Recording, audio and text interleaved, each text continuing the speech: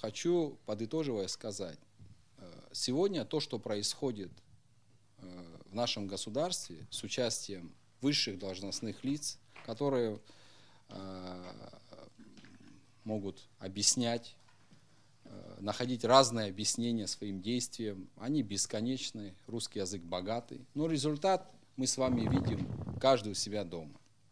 Но самое страшное, это то, что делается это все умышленно.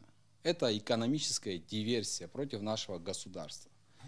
И это ведет все к тому, чтобы продать нашу энергосистему. Потому что если взять там дорожную карту, которая сейчас где-то находится в парламенте, в кулуарах, под сукном, а то, о чем говорит наш глава государства, что он хочет поделиться частью суверенитета. Дорожная карта сегодняшней власти следующая. Загнать нас в долги, уничтожить нашу энергосистему, потом под нажимом этих обстоятельств внести изменения в закон об электроэнергетике, который защищает нашу государственную собственность, и продать инвестору нашу энергосистему.